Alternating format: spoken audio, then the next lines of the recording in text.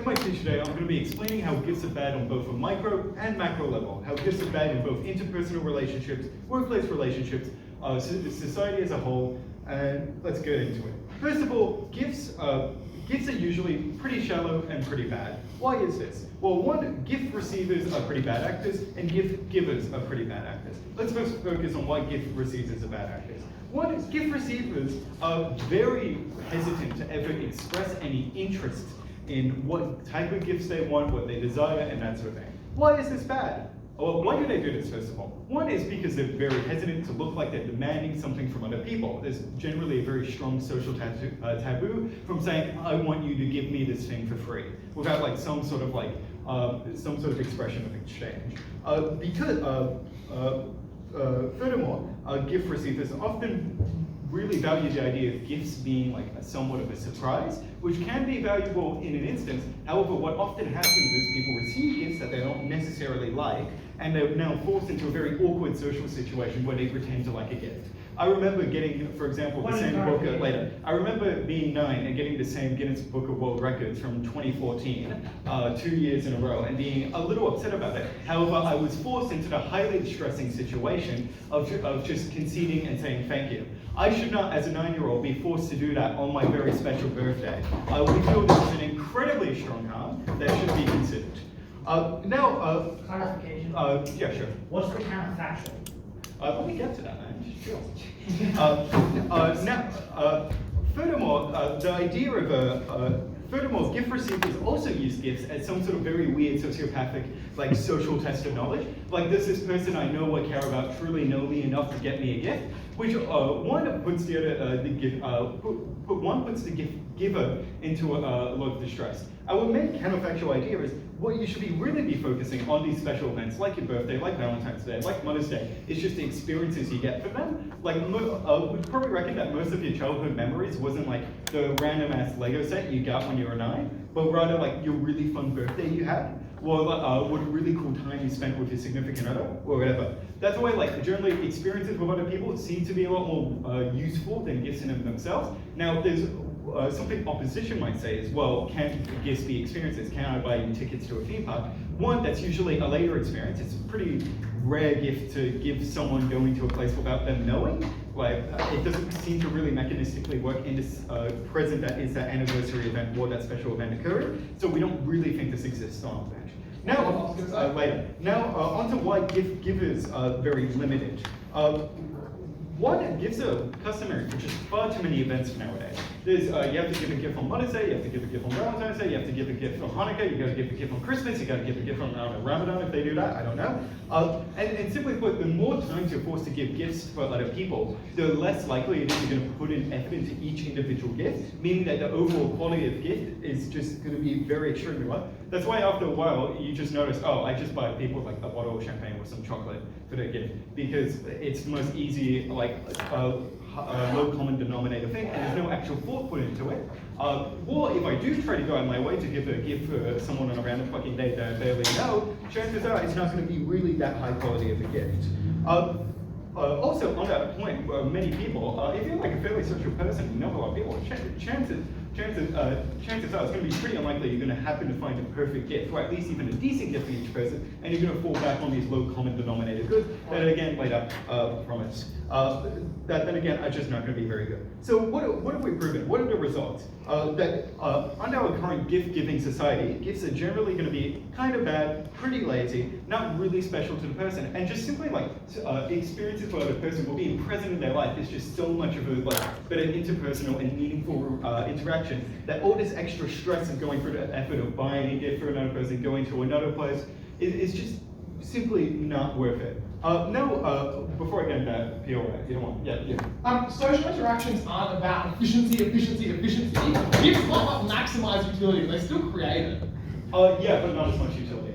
Well, like, what's likely going to happen is you're going to have a low common denominator gift that no one cares about that creates very minor social utility, compared to instead of putting all that time and effort, just putting that time and effort to be with the other person will create some like social interaction with the other person. Now onto, in our last 2 minutes, onto larger societal impacts. One, one is very obvious class inequality. When you're a kid growing up, there's like there's an obvious weird game that people play with like kids' birthday presents, where it's like the wealthy kids buy like nice presents for other wealthy kids to prove how like cooler and wealthier they are, which obviously like makes kids feel pretty bad about growing up in maybe a family that can't necessarily afford better presents, which kind of sucks. You also have very weird like interpersonal family dynamics where family members put a lot of weird political stock in like what kind of gift, like who could get the best gifts for each other and stuff like that. And while you may say, well, under this case, aren't you getting really high quality gifts? Maybe, but it comes with a whole lot of extra baggage of people just feeling really bad around these gifts, feeling like you're like kissing each other's ass, which just generally creates a very toxic atmosphere and is really not conducive to what is probably the most important thing, which is like social interactions and experiences. There's also like similar things in workplaces. Another problem with another very modern problem with gifts is like political corruption. In a lot of modern politics, you're able to get around a lot of lots of anti-bribery laws by just simply declaring things as gifts. Now, even though like the monetary value of these gifts may not necessarily be enough to sway election, it is still probably a presentation of power or influence. It is probably a presentation of power and influence. It isn't probably very conducive to like modern democratic politics. It's probably a very bad idea that like politicians are able just to accept infinite amount of gifts, well, any monetary value, and just simply say, well, they're gifts, so like it's okay then. Like it probably at the very least makes voters feel very bad about the type of society and democracy they feel in. They live in, that their own political representatives can just take infinite gifts with like no repercussions. And what does that result in? Well, one, we get a lot of rhetoric about how like politicians are complete like money grubbers. They don't care about the people at all. They don't care about the people's interests. And regardless if that's true or not, it's very hard for an average reasonable person to look at a politician accepting like glasses of champagne worth like thousands of dollars, or like tickets to like I don't know, Hawaii or something, without feeling at least a little bad or a little bit of like corruptions occur. So what we've proven to you today, that on an interpersonal level, gifts are bad, that gifts produce bad outcomes, that gifts make people feel bad, and that gifts are bad for society as a whole. Thank you.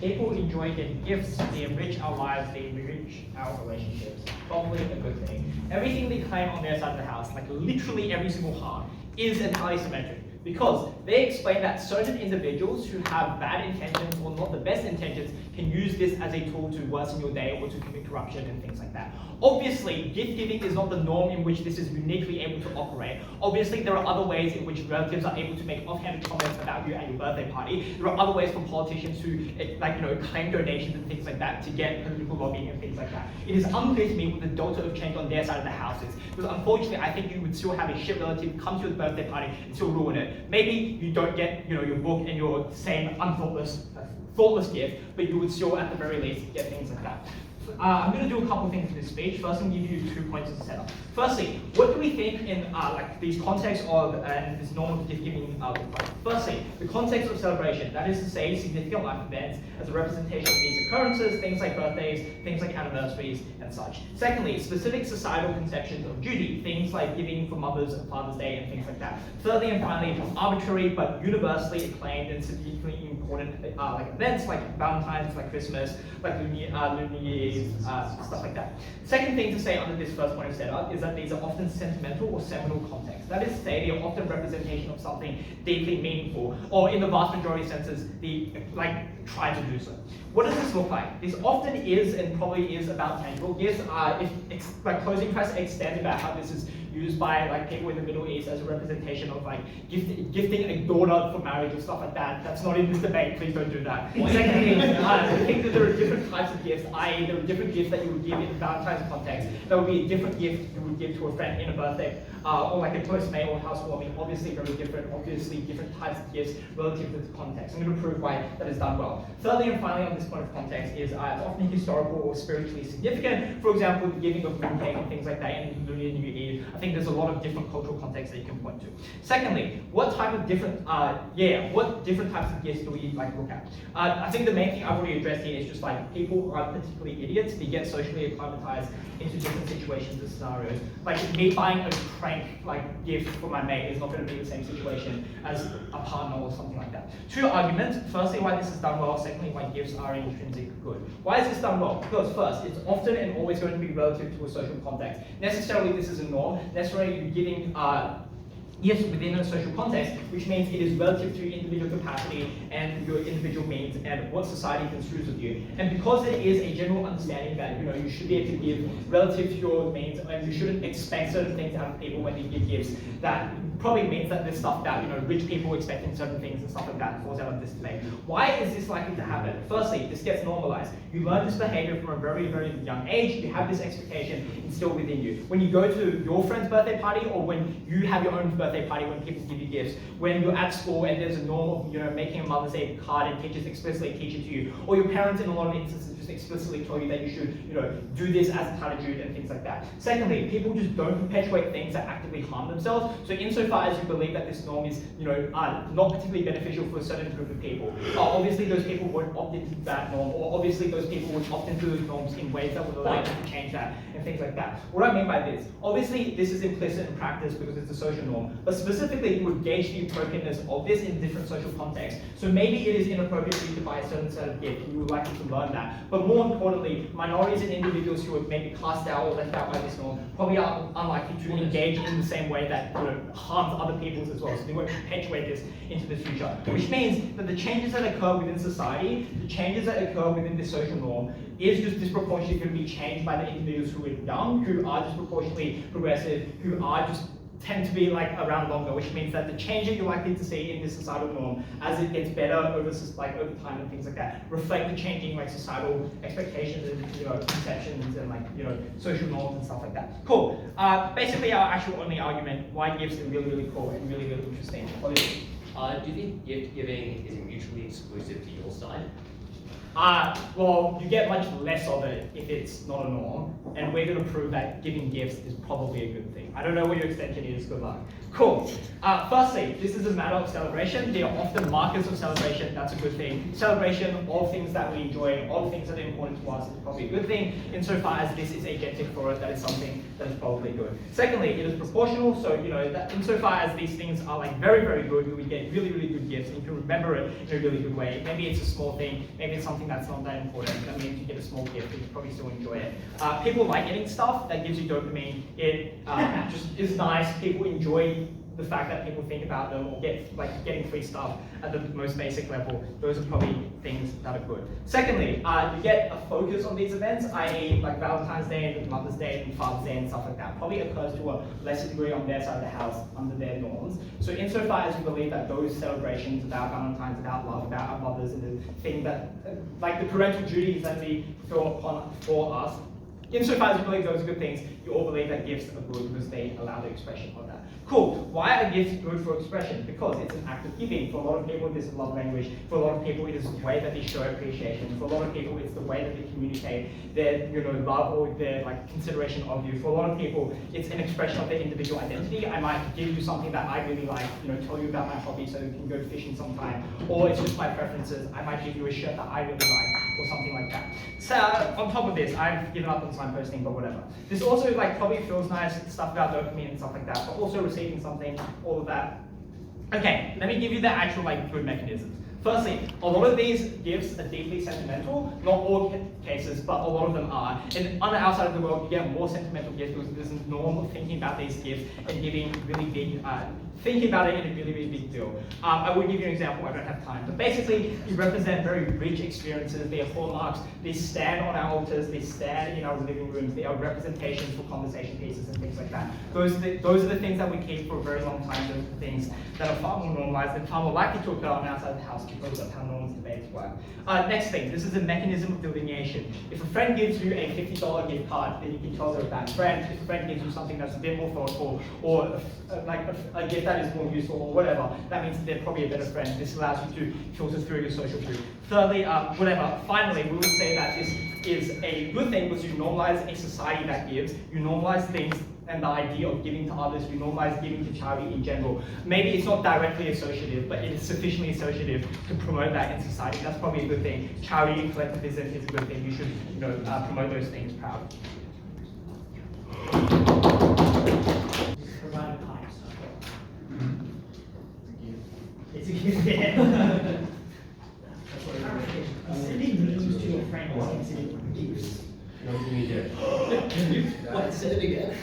Sending memes to your friend gifts. No, they're gifts. No Yeah, T. but I already made that. Oh, sorry. It's both hours. You just out-punch bubbles. Unfortunately, that's inspired. That's controversial. Oh, sorry. That's all recorded too. Oh yeah. Hey, ABC. Can I start it? Yeah, you can. Order. 3, 2, 1. So I think I'll start with like O's case and I'll start with Ziggy's bit stuff, like his stuff will be. So I think what like O kind of struggles on is like kind of like a lot of assertions and just like kind of like saying mechanisms but like not really backing up those mechanisms. So like they have like a few points of like so they kind of talk about, oh, it's in a constant celebration, like important events and stuff. And we really provide reasons why you just like experience these events like with your friends, with your family, and just like live them for what they are, instead of just like holding on to some weird relic, some like dusty like trophy of like your like 6th grade like basketball. Like just don't do that. You just like live in the moment and experience life. I think that's what we're trying to push here. Like you live a life that you actually try to enjoy, actually have people in your life, and actually have these good events here. Like I think like we all agree on like having like a good like good normal like having norms that like make you feel good about themselves. I think O kind of missed the point. It's just they just kind of say like it's metric. You do the same thing on our board and all that stuff. But like sure that may be true, but like you get like a worse result, right? Because gifts are like just like these like dumb things you try to give people where you barely know what they want, right? If the point where you just give like the same like 2 gifts because like everyone's become like kind of similar, or you just like you haven't talked to them a while and talk to you later, and you just like don't particularly know what they want, or if you do, you just give them some kind of gift that you like maybe not the best gift, and like they're also like come this level, they have this like it's like a mechanism of delineation, and you can just like if someone gives you like a bad gift, they can just like get the fuck out of your life. It's like maybe it's not as extreme, but it's the fact of the matter is just because someone like doesn't know the precise gift that you might want at a certain point doesn't mean they're bad. It just means like maybe they're tired, maybe they're like under stress, maybe they're just like completely out of it. Like there's a lot of reasons why they might not like a good gift, right? And on that, we just like kind of think everything that we also just have this like weird assertion about like you were just like with some weird assertion with this charity, and they just kind of assert this like they obviously have like no benefits from that at all. And like they also have this like I'm like one of like why they do this well. This is social context. When you go to birthday parties, and also like people don't perpetuate norms that harm themselves, and it's like this is not true, right? Because there's like tons of norms in the world right now. We just do them, right? Like when I like it's like norms like you don't like push the person out of the train when you try to go to the train, you don't like shove them out of the way. You don't, you just like you wait, right? Like and like this is like like people just like there's so many norms that they just do because everyone else doesn't. You just like it's hard to break out of them. Like when you go to a birthday party, even when like it doesn't say like oh you have to you should bring gifts anyway. It's just like kind of expecting your head they're gonna want a gift, right? And like it's kind of like I'll take it later. Anyway, like the point clearly is right. Like gift giving is a harmful norm that like we didn't start right, and we have to keep going because we have this like dumb tradition of like we have to do it because we've always been doing it, right? And it's just unclear why it's so good that we must keep doing this, right? And we have given mechanisms why from Ziggy exactly why like it's unclear why people do it well, right? Because like firstly the gift giver doesn't know exactly what we want, and the gift giver never like maybe like they'll throw like vacants, maybe they'll like whisper in their phone like I want an iPod or some shit. Like it's unclear exactly what you want, and there's no way you're gonna get it, right? So it's unclear why gifts would be done well in any context, right? Then you have like traditional gifts that you have to get, right? That means it's also gifts that you didn't choose yourself, right? And also like onto that stuff about like why gifts are so cool and fun and all that stuff. It's because like you can get like really good gifts and you can be really happy, right? Or you can just like be with people that you like and you be happy that way, right? And it's also they just talk about like also when people are thinking about them, sure it might make you happy, but it's like a really short-term thing. I'll check you later. And it's unclear to us like why you can just like have good relationships with your family, with your friends, and just do it that way, right? They also about this is how you don't get like everyone by your relative, just like get gifts from good people. Like so you just like not have people come to your events if you just didn't like them. Anyway, I'll take a point from closing. The problem that exists with your case is that people like this norm means that people can engage with others and learn from it, so that they often aren't bad because you say talk to friends or bad. family too. Talk to your friends and family. I like, sure you could do that, right? But I think it's still limited, right? Because at the end of the point, only you know where you are. Even if you found out like, oh, he doesn't have socks, you give him socks, right? I think like that's still kind of a dumb gift, right? Because I think at the end of the day, you can.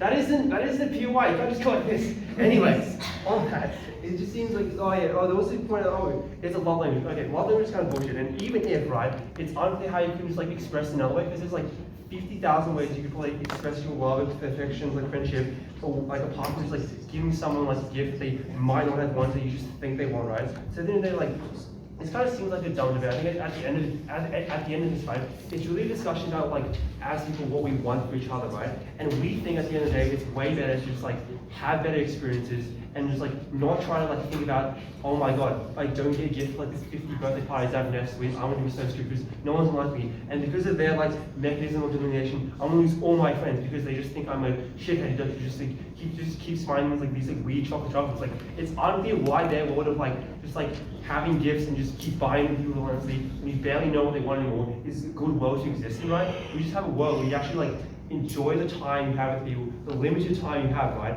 Unlike them where we just like spending your time, no thank you, just like buying gifts for people that you might like or just like, yeah, thank you very much.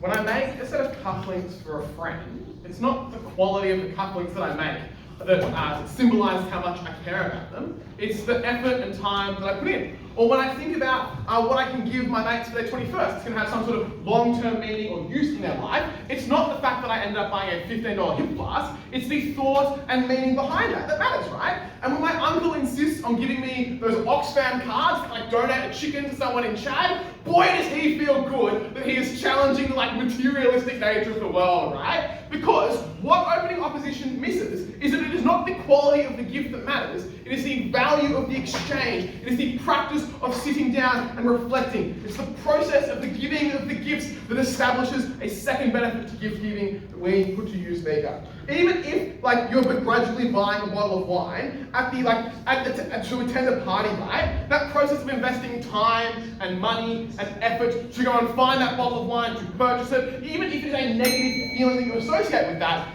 is still a positive interaction you have because it forces you to reflect on that situation, to think about that relationship, to think about what you want for that, to think about where you stand. And that is something people find deeply beneficial, deeply important to their self-identity, and is a very, very good thing for them to do more generally, right? It enables them to engage in self-expression by doing things like making something for their friends to show that they put time and care into those things. It enables them to reflect on a relationship, even if that is like, you know, begrudgingly buying a bottle and thinking about, man, how do I want to stay friends with this person for? But also it's an expression of participating in culture, whether that be gifting someone something for a specific cultural event, or whether it is gifting someone something from your culture, or exchanging gifts of a cultural nature. Those are all really important ways people assert and consider their place in the world. That is a huge benefit outside the obvious like fun bits of just like getting a gift, which is like pretty exciting. You get, you know, a bottle of wine, maybe like a shitty gift card, but at the end of the day, you get something material. We live in a pretty materialistic world. At that point, gift giving is really pretty great. Cool.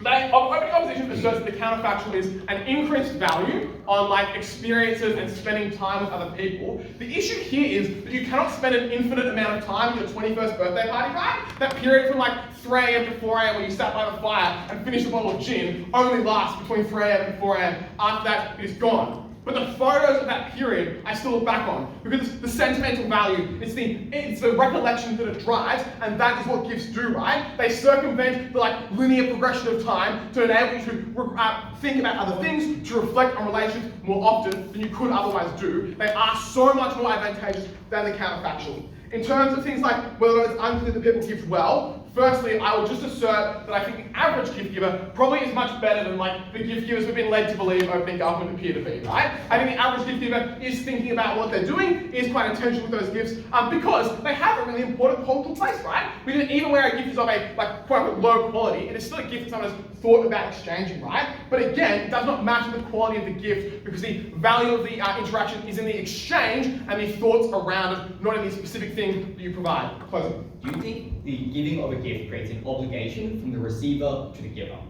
I think it probably does create an obligation to like at least say thank you. I think that the creation of obligations is often a really good thing, because when you have an obligation, you consider why you have it. Whether it's an obligation you want to fulfill, one you want to continue to engage with, that seems incredibly beneficial. Let's then look, secondly, at the commercial and economic value of gifts. So, people buy lots of gifts. Yes, we've got them. People buy lots of gifts, right? It is a like key time that we engage in discretionary and abnormal spending. And it is a hugely wide cultural practice, right? Think of like the 10 or 15 different times you're likely to buy a gift for someone across the year. That is money that you would not have spent otherwise in that circumstance, right? This means that gift creates a significant amount of economic input and benefit, right? That is like, and specifically this is the norm of gift. It is the incredibly widespread nature of it that is essential to this economic drive, right? This is a secondary benefit that exists regardless of whether people enjoy the process of giving or not, right? So even if you don't care about a gift, even if you think that it really sucks you have to give a gift, the economic benefit driven by the norm of giving gifts is huge. It is really important that we do this. Why then is this economic benefit so important? One, it is the exchange of money across businesses. What that means is it literally creates jobs. It gives people something to do during the day that they find meaningful, it gives them money to put food on the table. Secondly, it drives investment and innovation, right? Because you always want to see the newest, most exciting gift. That is really beneficial because it means that society is always thinking about what they can do next, what can be more beneficial, what will be the most popular or next gift. And outside of that, it is just that like constant multiplication effect where you get money from your job, you spend it in a business, that business is able to employ people to work and put things on the shelves, to run the cash register, to operate that business. Those people make money and they go and spend it on other gifts as well. It is really, really important to the way that like consumer spending operates that drives things like the widespread consumer retail, but also things like manufacturing businesses. That was really, really essential because of gifting. Yes? At the end of the Law Acts, all of the magical spirits float away because the economy's been optimized while the tree's been cut down. Why is that exactly what you're describing now? Yeah, sure. So the issue with the Law Acts, right, is that trees can't be harmed if the Law Acts is armed, but outside of that, we think that actually just like commercial incentives to obliterate the world exist regardless of whether gift giving is the norm. Things like flexing your wealth is done in many other ways, and those things are likely to persist. Things like going on expensive holidays are incredibly detrimental to the environment, but are a really key way that people show their wealth. We do not believe that gift giving is the tipping point for environmental destruction. It probably is things like meat consumption, or things like the production of power from fossil fuels. All those sorts of things have huge impacts on the environment that the consumer practice of gift giving, which just kind of creates some landfill a lot of the time, is not actually the tipping point for that.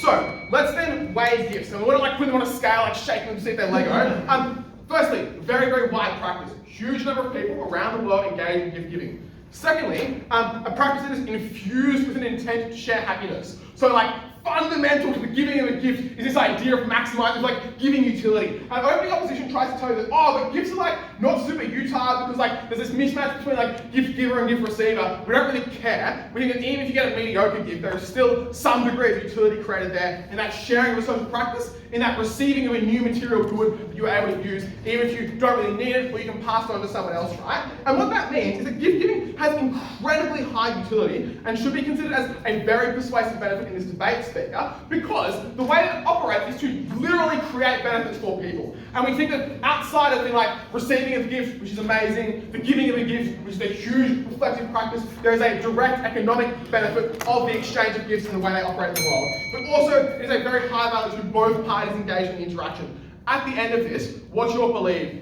Gift giving creates huge amounts of utility, both emotionally and economically. That is why we support the widespread use of it through that norm.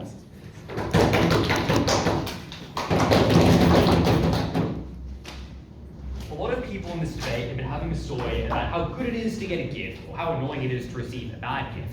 But I think closing government are going to instantly delete this entire open half plan.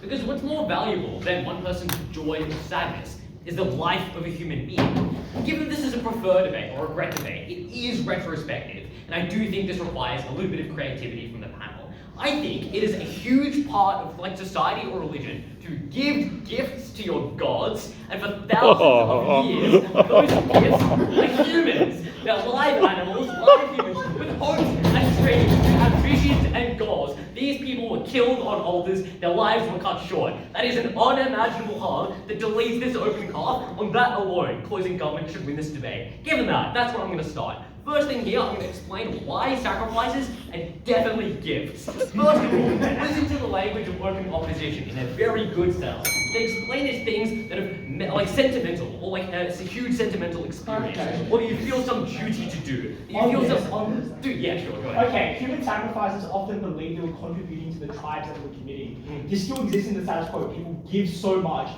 just to believe in religion. I think those people died very happy, even if they were executed.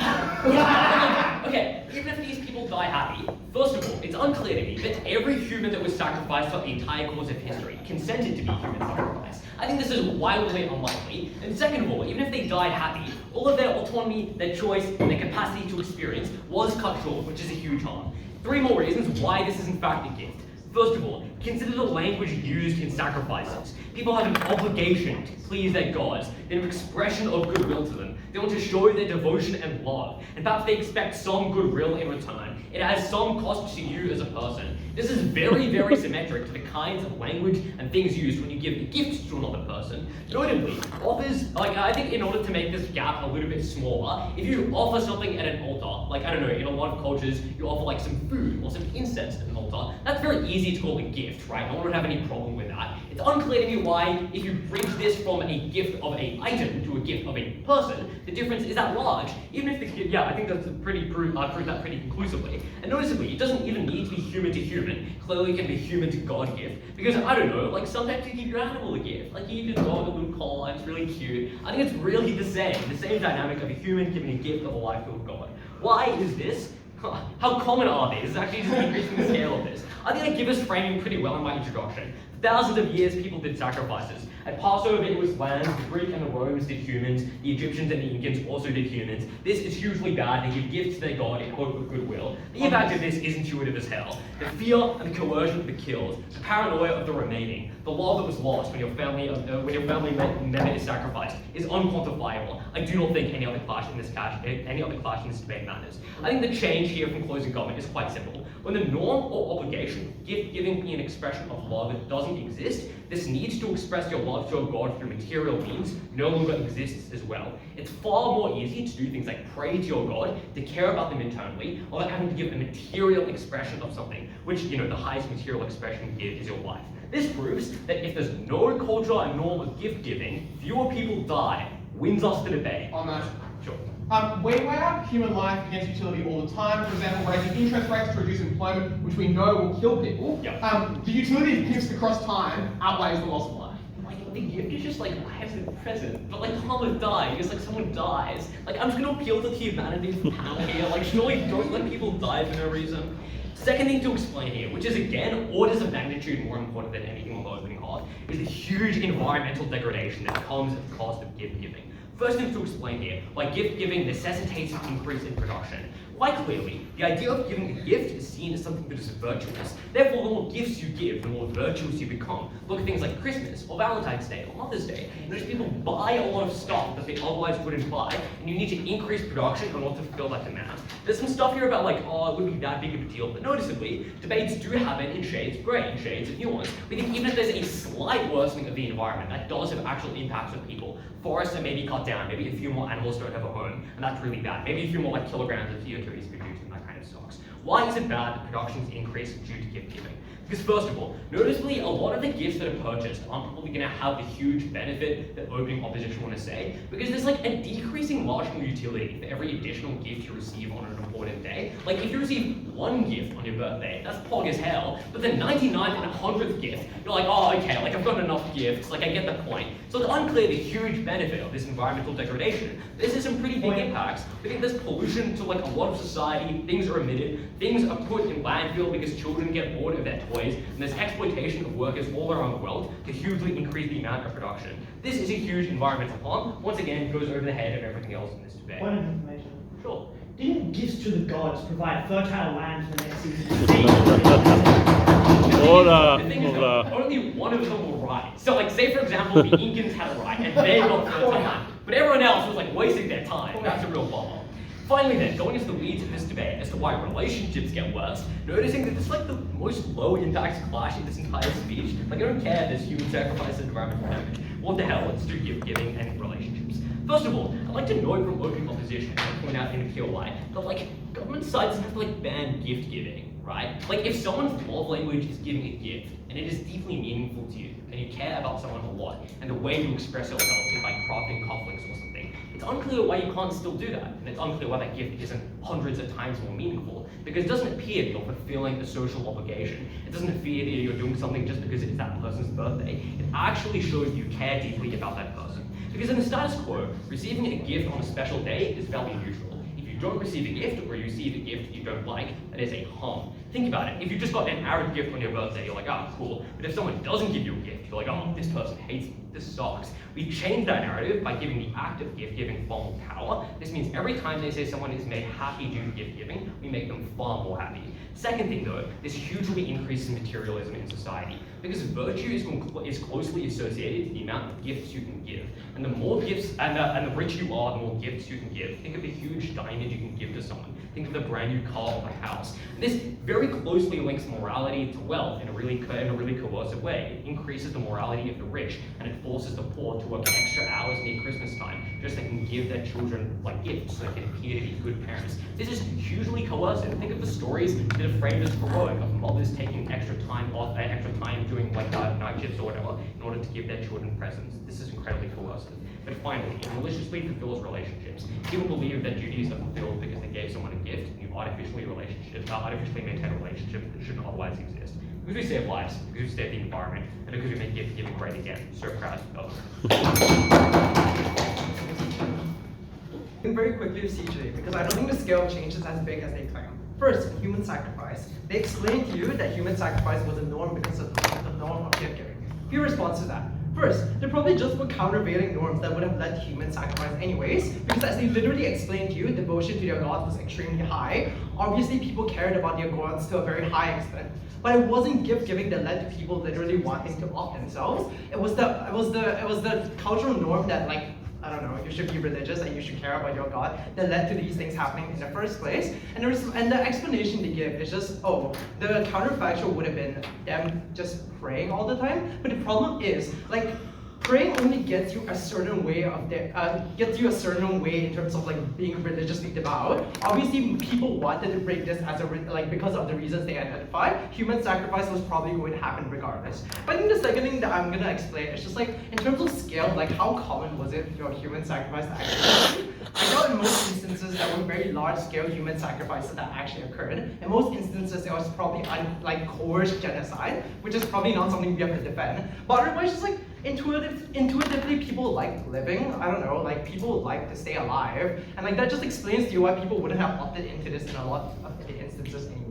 Second argument in terms of the environment. The first thing I'll do is just mitigation, right? Because the scale of change is so damn low under closing government for two reasons. One, for every holiday that exists, maybe it's one day out of the year that you like increase production, right? Compare it to the other 364 days that exist where you still have manufacturing to I don't know, make other things, right? Obviously it just explains to you that the scale of change there is pretty low there. Also secondly, like production probably exists regardless of gift giving. Like you probably do a lot of production and a lot of environmental harms in the name of subsistence anyways. Unclear how much you change there, unclear whether or not you're gonna save any animals there. Just because Lachie says, oh, a small change can win us the debate, don't let them like gaslight you into believing that. Ridiculous claim, obviously not. First extension then, in terms of why this norm requires individuals to be more more considerate in terms of other individuals, why this has more important social ramifications than anything opening claims. The first thing to explain is that this norm of gift giving makes it such that people are expected to engage in gift giving and give good gifts, which applies to pre-existing relationships, right? Which means to say that there is just an expectation for you to give these gifts. Second question then, what do these gifts necessarily have to be? For I think this is pretty well delineated, but it probably just has to be somewhat sentimental or somewhat tied to a person's interest, culturally significant, or shows some scale of effort, right? Obviously, and then the third thing to answer is just how does this necessarily change behavior? right? We explained to you that this norm forced individuals to actually engage with other individuals. It forced individuals to do things like learn about other people and be genuinely interested about their hobbies, and to do things like actively think about what a person might like, what a person would have gotten for themselves, and what a person actually cared about in this point, which is pretty damn important for like forming like relationships, right? Because you actively learn what people care about, you actively learn what makes people tick, and you actively learn about what these people necessarily value in their lives, which probably deepens your relationship in the sense that you feel closer to these individuals. And this comes before any like gift giving actually occurs, right? This happens in the process of you forming a relationship with these individuals and actively caring for these people before any gift giving actually exists. Obviously applies to a far larger scale, far more individuals, and obviously happens more of the time than opening opposition claims. The outcome of this is fairly intuitive. Friendships and existing relationships become far better because the counterfactual just is. People are pretty self-interested and people are pretty selfish. And even in the best and most well-meaning individuals are often pretty selfish when it comes to social interactions, right? Because people care most about what other friends can bring to their lives. Obviously, this norm was the countervailing force that changed that because there was an expectation for you to give back towards these individuals and to actively learn about what they care about. Obviously, you became far more present and more in the moment because you bothered to get to know these individuals at a far deeper level. Obviously, OO is partially correct in that people enjoy gifts because of things like dopamine, but the more important impact for individuals is the feeling that you're being seen by the people you care about, and the feeling that other individuals know you on a deeper level than what society knows about you, right? Which means to say, you feel close to an individual because you feel as if you can trust them with things like your hobbies and your interests and other sentimental moments that you've shared together. Obviously, in a world where these things are valued and in a world where individuals were more likely to do things like engage in this, you are more likely to feel close to individuals. You're far more likely to feel as if you knew what a friend truly cared about you. Obviously, it's not the gift in itself that improves social relationships. It's the feeling that other individuals actually gave a damn to care about you and to actively engage with you as a human being. That was far more important than anything discussed in opening half. But the second thing to explain is it's so deeply unclear where opening opposition gets any changes, right? Because opening government is right to point out that you could probably just do things like spend more time with individuals. The second part of this extension is just to explain why there's a set of individuals for whom it is socially unacceptable to do things like spend more time with outside of like whatever, right? Which explains to you why it's so damn important that this norm existed and why gift giving was the best and most exclusive way to do these things. Firstly, some relationships are power dynamics. Things like student and teachers, you couldn't do things like have picnics or spend time with them outside of their classroom for concerns that I don't necessarily want to talk about. But obviously it was socially unacceptable there to do things like spend time with them outside the classroom. But also secondly, within Asian societies where stoicism was a cultural norm that clashed against this, and obviously expressions of love were far less common there, you probably got individuals that engaged in gift giving there, and that was the one exception to this norm that exists within these societies. But thirdly, there were just smaller acts that you didn't want to do things like spend more time with, but you still wanted to reward because they might have been significant with you. It's just like asking your neighbor to walk your dog. You wanted to reward these things, but you were less willing to do things like go further than what was socially acceptable.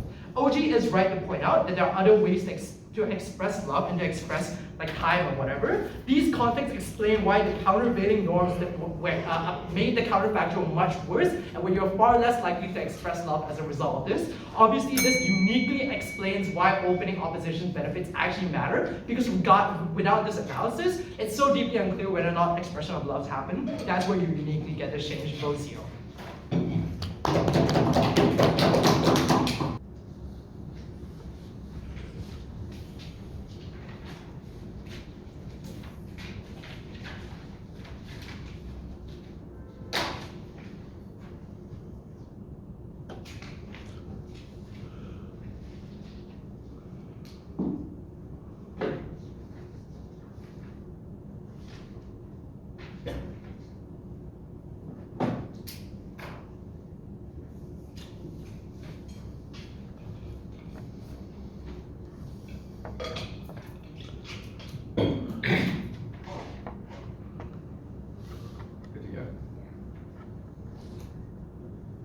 This might be the silliest set of titles I've given. Firstly, on getting less deaths. Secondly, on how this improves people's relationships. And then finally, on the environment. I'm probably not going to do it in that order. Then I'm going to talk about closing opposition, opening government. Firstly then, on our extensions. First one we give you is about how we get less deaths. Firstly, through sacrifices. Read a couple responses here. Firstly, that we weigh up utility. Obviously, we think the rights of people that died, the unjust deaths of people, is much more important than your right to receive a gift and your ability to receive the joy from that gift. We don't think this kind of utilitarian metric is fair to apply in this situation. We don't think you would kill one individual who does not want to die simply so that you can get some like minor benefit to everyone's lives. Secondly, though, they claim these people die happy. But obviously, in lots of these places, these were people that were taken. These were people that did not consent. These were the lower classes of these societies who now die under the opposition side and who wouldn't die on ours. So, a couple of things in this point we prove to you. Firstly, why this is a gift. We tell you that obviously it is framed as a gift. The rhetoric that is used around it. You are giving a gift to your God and you are receiving something in return. As well as this though, we tell you that even if it's a transaction, lots of transactions are seen as gifts. Even if it's an obligation, as they concede, that is seen as a gift. For these reasons, it is a gift. As well as that, gifts don't have to be between humans.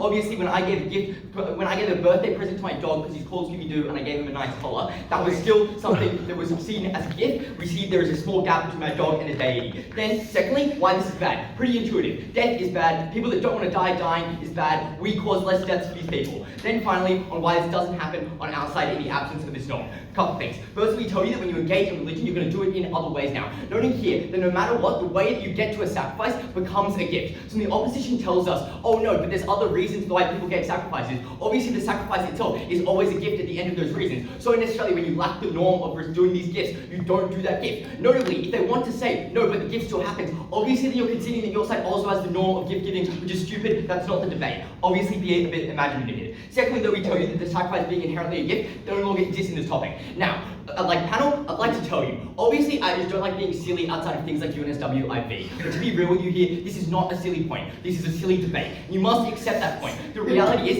this is a real point. This is something that changes. Sacrifices were gifts. Sacrifices were deaths. When we stop the gifts, there were sacrifices. We stop the deaths, there were sacrifices. Secondly, on the environment, we tell you a couple things here. Firstly, the law racks. Secondly, we tell you that this causes huge amounts of consumerism and buying things. We're going to respond here that loads of production exists in the rest of the year, so there's a minor benefit. Obviously, though, this is a bit of a silly claim, because tipping points are stupid when you're talking about something that is on a spectrum, because obviously environmental degradation can happen to certain extents. But as well as this is in contention with the opening opposition claim about getting an economic benefit. Because if the closing opposition wants to say there is no economic change when you no longer have gifts, that is knifing their opening heart side in that point. That explains the environment. Harms to environments, I think, are quite clear. When you cut down trees, when you cause lots of plastic, there was a meaningful increase in the amount of plastic production to package all the gifts that are given at Christmas. We think that is a harm that exists in this debate. It's a harm that we avoid. Next, we tell you about relations. We do a couple of things. Firstly, this blocks low SES people from engaging in meaningful connections with everyone. Secondly, it causes lots of abuse. There's notably given in a POI by me about obligation, so it does stand and I'm not doing substantive. We tell you the impact of the obligation is the fact that people can use this and leverage this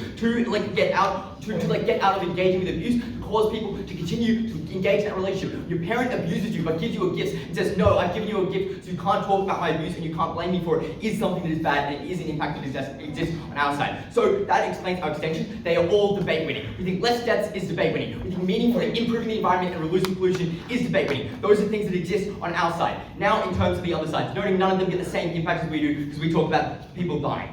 Firstly then, on closing opposition. They tell us, firstly, in terms of their response to human sacrifices, I already largely responded to this, but obviously since this is always a gift, devotion as well itself is not a gift, so we think devotion can exist in other ways. Closing opposition has a couple of unique things. Firstly, to say you learn about people now to make gifts. Obviously there are various other metrics in society as to why you learn about people. There are various other ways that you simply engage with people. I think I still have friends, even the friends that I don't give gifts to. Secondly though, they say you feel seen and known. But obviously you feel seen and known in other ways. We tell you, we're not banning gifts of course. You're still able to receive gifts, and those gifts are far more meaningful. You feel far more seen and known when that occurs. Next now, on opening opposition, they give us a couple of things. First, they say that gifts meaningfully improve people's lives. Obviously, deaths meaningfully disprove people's lives as well though. But as well as this, they claim a couple of things. First, this is done well and it's just really cool and feels nice. But obviously, this is distinct in the fact we are able to get this benefit because when you give people less gifts, but you give them they are more meaningful then when you have less of them. There's sort of an oversaturation in the gift market, if you could say. So that means that each impact of each gift is less under the opposition side, which means it sort of mitigates the benefit to a significant extent. Next, we talk about how cultural things exist as gifts. But obviously, culture exists in a variety of ways. It isn't simply gifts. And as well as that, when your culture, the gift you give within your culture is a human sacrifice, we think that's something bad and something that is #regretful. Then, overall, that explains that. Secondly, on the economic stuff about more spending. Obviously, though, we don't actually think a lot of these people need to do the spending. Necessarily, spending is often something that is only useful when you're going into an economic recession and things like that. And that's not when people spend money on gifts and things like that. So it isn't actually beneficial the way they describe. But as well as we think we outweigh this by everything that we have said before. Now, in terms of opening government, they say a couple of things. Firstly, about how relationships are shallow and how gifts themselves are shallow. Obviously, we have latest what we said before. I'll take some POIs. Yeah. Sorry, when economic activity is lower, people go hungry and also die. When this occurs in populous industrialized societies, more people die than die in sacrifices. So obviously people still have the same amount of discretionary budgets, we're likely to spend it in other ways. You didn't meaningfully explain why me spending my money more on experiences is necessarily distinct from me spending on gifts. I'll take one from closing if you have one. When I walk into IGA to buy a coffee, is that a gift? It's like a gift to yourself, I guess, if you want, but probably unlikely that would be seen as a gift. Think about the sure, go for it. Patrick Bateman did give gifts, and he was a pretty bad person. Do you agree? I think he did give gifts, and he was a bad person. That's pretty fair. Pretty valid. I think he wouldn't give it. He gave the gift of death to someone, probably a human sacrifice to a deity he believed in. So, a couple of things now at the end of this speech. Firstly, we bring you a serious set of extensions that you must buy. We explained to you that sacrifices are gifts, that's real. We explained to you that they cause deaths, that's real. That is a real harm, you must believe in this debate. Just because it sounds stupid doesn't mean it is stupid, alright? Be honest with me, Barrie, you like this point. Secondly, the environment. We explained to you that this meaningfully increases the amount of pollution, the amount of manufacturing, the amount of carbon dioxide that exists. Obviously, the environment exists on a spectrum. We meaningfully change that spectrum. We meaningfully increase the amount of environmental harm that exists. We explained to you, the environment is a serious harm. It meaningfully decreases people's lives. The amount of pollution in the ocean decreases the amount of fish. If you care about vulnerable actors, it's people that rely on that stuff to exist. It's people that can't escape things like climate change. We think huge amounts of consumerism were created by gift giving. It was something that was weaponized by the capitalist elite to increase the amount of gifts and to increase their profits. The point where we dismantle the system of gift giving, we meaningfully improve the environment to the benefit that we achieve in this debate. We meaningfully decrease the amount of abuse, the amount of abuse people can get away with. We meaningfully increase the quality of people's interpersonal relationships. For all of those reasons, vote side closing opposition. 4 questions in this speech. Firstly, on the extension and its defense. Secondly, on the closing half of this debate. Thirdly, on the opposition bench, and then finally on the long diagram. Firstly, on the extensions provided to you by closing government. Opposition. So, we provide 2 extensions. The first extension that we claim is that the norm of gift giving provides an expectation that you have to give good gifts to others. That then means that you as an individual have to think about what other people want, and so then you interrogate them, and that leads you to getting better and closer relationships with others. Because you have to better understand people to give better gifts due to this norm existing. And so, how should you weigh this extension in the round? Firstly, compared to opening opposition, it's unique and novel because opening opposition claim that it's good to receive gifts and it's good to give gifts because you feel spiritual or it's your love language or anything. The change that we claim is that it creates better and stronger interpersonal relationships because you had to better consider what someone who someone was, what someone wanted due to the existence of this norm, which was the most expansive, unique benefit in this debate, which was the most most uniquely related to the norm of gift giving. Closing government attack this and say that you might give gifts otherwise, and then they try to symmetricize the debate down to nothing. However, it doesn't engage with the fact that at the point where this norm doesn't exist, there's a reduced expectation, so you're not thinking as much about in much detail as giving a good gift, and thus as a result you don't achieve the same benefit as we claim to you at closing opposition. And so that meant that under our side, this norm meant that you had meaningfully better relationships with people. Because when you met someone new, you thought about what did they enjoy, and you asked to learn what they enjoy so you knew how to give them a good gift, which meant that you felt closer to people, you felt like you had more meaningful relationships. Secondly is a semi-vertical extension, where by explaining there are a set of circumstances where without the existence of this norm, there wouldn't be gifts otherwise. Things like gifts to teachers, things like gifts to like a parent who took your son home, you weren't really close to but felt like you should repay them for this, and then also gifts in like cultures where you don't express people. These were where people felt rewarded and able to gain the satisfaction to the most great degree. So we basically co-opt OO's benefits, but in the most unique circumstance, which that part gets their response. That was pretty meaningful, because this engaged most closely to the debate, because we explained in the counterfactual, these people don't get gifts otherwise. These are the largest scale then of change, Juvaini value highly over the uncertainty of everything else that is in this debate. Let's then engage with closing government, and I'll be incredibly charitable in this engagement. Let's first start with their sacrifice extension. The first thing to say is that these weren't gifts to the gods. These were transactions, because a transaction was always to provide fertile land or to protection. It was always about helping and protecting and providing for your society. So, and that's how they were always encoded in the scripture. So these were never gifts, they never sold this in the first one. Secondly, the info slide, the examples of like the connotations, guys. But let's engage, even if these were gifts to gods, they don't solve these for threefold reasons. Firstly, most of the times, there's just, humans don't want to sacrifice others, because humans have empathy. That is, you are people from your community, they're also, you just have human and care for others. So most cultures didn't engage in sacrifice. The counterfactual though, and what actually exists in these cultures and giving in religion, was that you would give a gift to the dead, right? You would leave incense behind, and it allowed you to meaningfully connect and remember your parents. Maybe you never got to know your mother that well, maybe your mother was meaningful, but you were able to give the gift and felt like they were still around. Made you feel better about yourself. I think I'm willing to trade that all off for the uncertainty of the past. Secondly though, the problem is that people who were sacrificed, as they admit, are social outcasts, so it's unclear that these people would survive or live any longer. So it's unclear whether they help these people at all. So the change there is incredibly minimal. But thirdly, they probably just use like other justifications to kill these people. Like in that if you're so deprived as a society to justify sacrifice, you probably just put them in death games or something else. And so it's unclear why these people live. So then at the end of this, the scale of this was incredibly small. Also, like another point of mitigation is I just believe that most societies didn't like, there's the conception that Aztecs sacrificed people. But that was pushed by like the West and the Spanish to justify colonialization, that there were savage people who needed re-education. But that was just false. But finally, Jesus saved us from sins as a gift. I know, it seems pretty good. Let's then engage with their second extension in the debate, where they explain environmentalism. So what they say is, so they claim that the norm of gift giving leads to like more pollution. Two responses to this. Firstly, people have the same disposable income in either world, and they probably still have the same desire to spend that disposable income, so they probably want to consume the similar amounts anyways. So the amount of consumerism that they change on their side is uncertain. But secondly, at the point where this norm doesn't exist in like these gift-giving days, there's probably still incentive to commercialize other things, and to kind of sell these products anyways. So they probably push for other things like Black Friday related events, where they can just sell massive amounts of consumerism. So the amount of pollution and the change that exists in consumerism and environmentalism is very uncertain. This, by the way, isn't a knife, because they are relying on like, they assume O's case, but O didn't sufficiently prove it.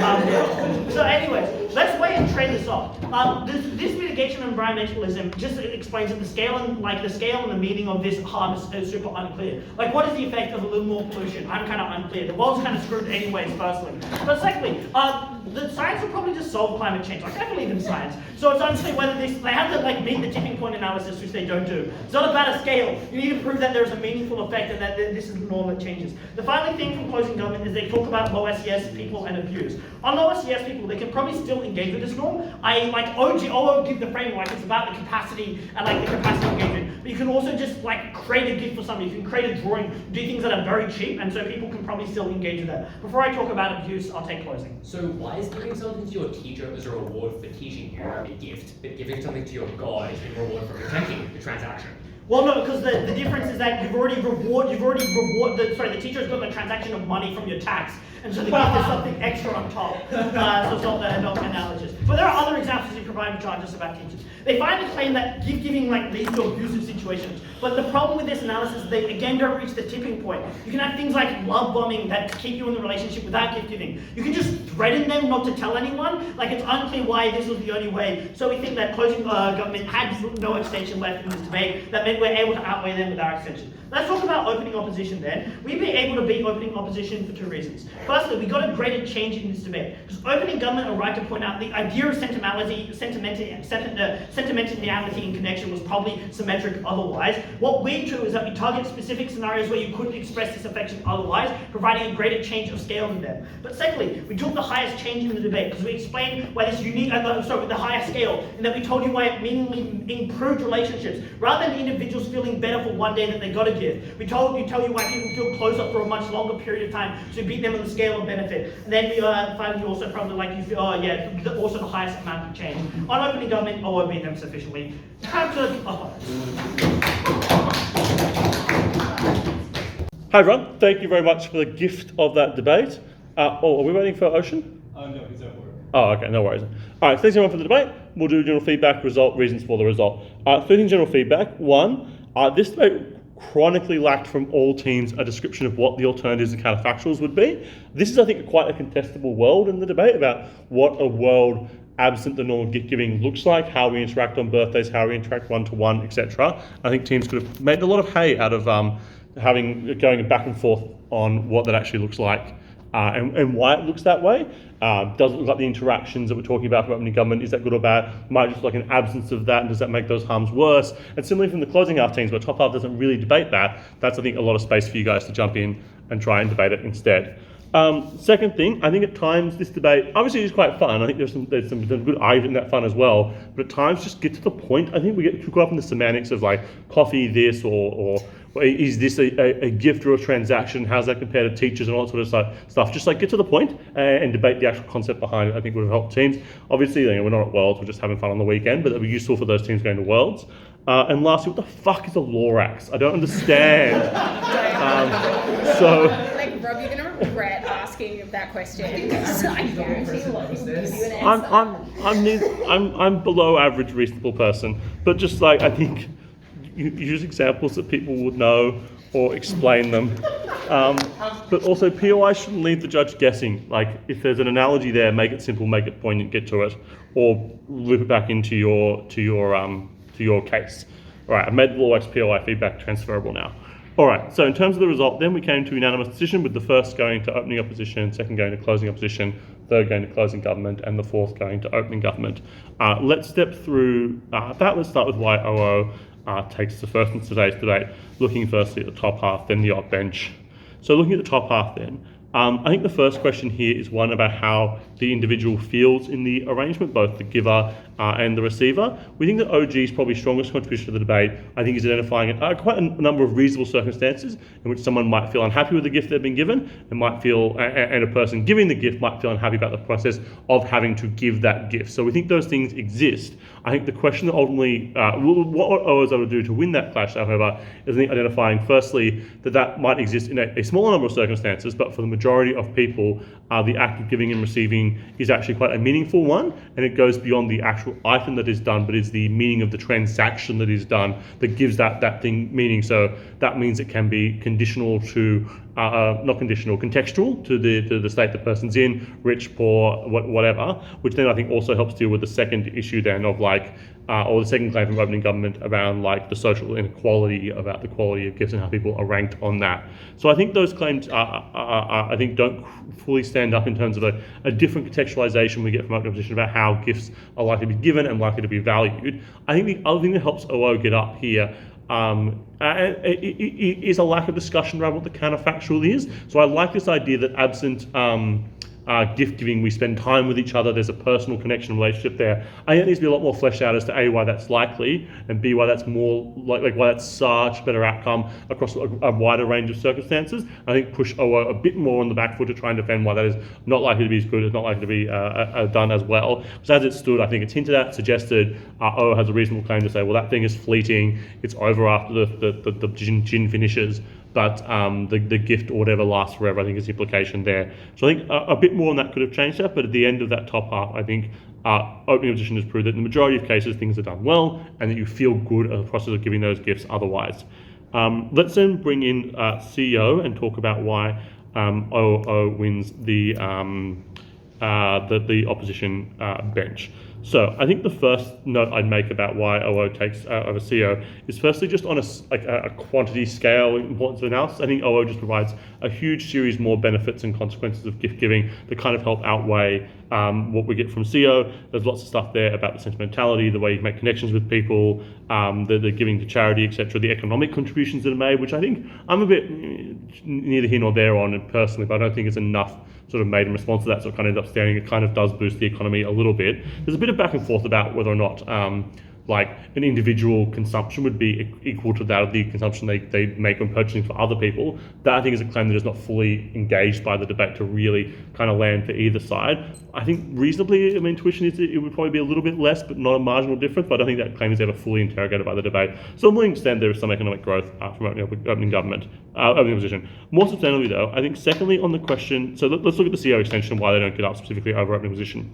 The first one we get is this idea of there'll be more consideration of other people, you have to think about it and the norm force you to get to know people. I don't think that it is done with exactly the same like headings or phrases at OO, but I do think OO makes the same point in terms of the idea of when it will be done well. So we hear a lot of material from Deputy Opposition Leader about why you put thought into these gifts, why it's likely to be done well, done like a personalised thing that means something to someone, and all that material is couched in the idea of responding to why it will be not a shit gift. But I think it also covers the idea that it does mean that like the contribution that CO makes around what you'll think about the gift for consideration to it is largely already work done by opening opposition and not sufficient enough for us to credit as being a new or better version of that argument to credit over their opening. The second thing we get is that the material around why it's unacceptable to give to show expression to each other without gifts, so why gifts are an important part of showing connection to people you couldn't otherwise get. I think the first thing here is it's unclear. I think the unclear use of examples here about how the teacher-student relationship worked in a few of those questions had the panel a bit confused at the end. So it was unclear what the impact was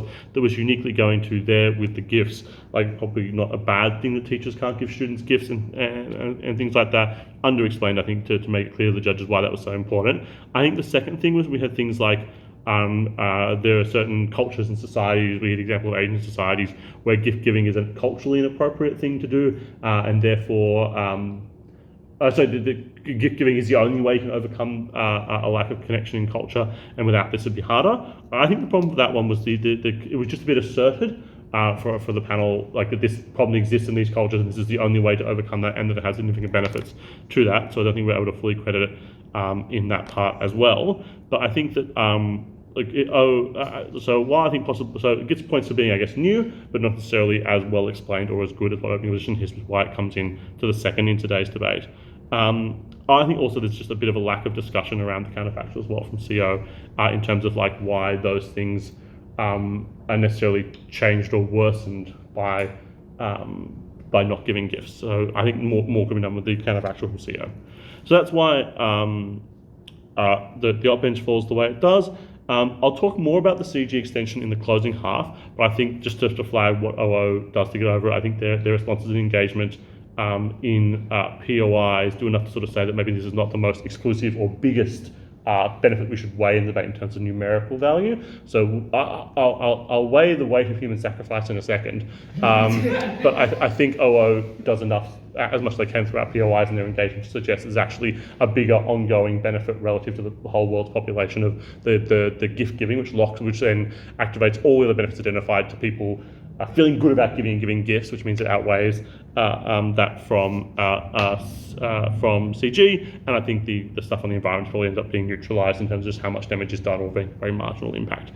All right, let's then talk about the closing half. Why does CG get up? Why does CO get up over CG? The first note I'll make here is we do think it was a legitimate definition and fair in the debate for CG to be like, these human sacrifices count as gifts to the gods. Right, for those on camera, they were really excited about that result. But I think it's reasonably done fairly. There's a lot of back and forth about what lexicon of gift means and what is transaction and not. But I think there's a weirdly lot amount of work done from CG's closing government to prove that it is a gift. So we're willing to rate that as being a gift. However, I think there's a couple of reasons why that ultimately doesn't get up over the op bench and why CG gets into the third. I think the first is that I think the op bench, obviously there's some POIs given from OO, obviously more capacity to do that from CO, as to one, why it doesn't likely to be a huge thing in society. So my understanding is a bunch of Aztec and Inca groups engaged in it, but one, it's limited to a certain group of people. Two, that those people might have been quite happy to do it. So it's not necessarily a harm. I'm also willing to believe the harm that's it's inherently a harm to die. But if these people are happy, maybe it's not that bad. But also I think the weighing out of this was a thing that happened historically. This is but the benefits of gift giving outside of that and ongoing forward, bigger, broader, better, and are more likely to be good. So harm exists, weighed off and traded off in the debate. I think the second thing on the environment, I think the environment stuff becomes marginalised a bit in this debate in terms of I think CG needed to do a bit more work to prove why gifts were not an exclusive, why absent gift giving they're saying consumerist pressures wouldn't exist to just buy the shit for ourselves. And at that point, then I think the marginal change in environmental damage of production, of waste, of landfill, etc., is actually quite minimal in today's debate. I don't think they do a huge amount to try to fully create a unique damage that exists, particularly to gifts that wouldn't otherwise exist. That's where I think the discussion around a clearer picture of the counterfactual and what that world looks like would have helped that point stand a bit more. The stuff on relationships then, I think is good, but just a bit underdone from CG in today's debate in terms of how big that impact is, why it is likely to work that way. I think they get a little bit by saying that like these gifts mean a bit more because they're not part of the norm, but given that gift can also be, as OO describes, quite a personal, meaningful thing. What about sentimentality wise? Don't know why that means less than a gift that is given rarely. Just because it has to have a date and obligation, why that makes it worse. So I think more could have been done there in terms of the relationship. And I think the last thing I'd say on relationships is the stuff we get to at the end around materialism and duties fulfilled and things like that. All really cool concepts. I think could have been a bit more hey, but come out in like the last 30 seconds, don't get a full enough time to be fleshed out. So unfortunately they're not able to weigh up ultimately against the op bench. And I think to get specific on the closing half, I think a lot of the stuff I just mentioned there as to why the extension don't weigh up, a lot of that does come from some really good responsive work done from both of the CEO speakers today, which is why they're able to get the second up over you guys. The last split then is in terms of the government bench. I think the first big note I'd make here is that a lot of the harms that CG talks about kind of skip the opening half clash around whether or not these gifts are liked or not liked, or people enjoy or not enjoy them. They just are objectively harmful, whether you enjoyed that bike or that book. It doesn't matter, it has an environmental damage or some people died in human sacrifice. So I think that makes it a stronger and more relevant claim in that sense. And I think secondly, the stuff on inequality and inequality of gifts, again, by skipping over that characterization battle of like, are rich people giving only rich gifts that people feel bad about the quality of those gifts, they're able to better weigh up and attack the op bench claims in the best version of the op bench claims presented by OO, that being where the inequality in gifts doesn't matter as much and that gifts are given well. So I think those impacts stand stronger in the debate overall. All right then, I hope that all made sense. If anyone has any questions, please feel free to speak to either myself or to Zoe, but otherwise well done and best of luck for tomorrow. Yeah.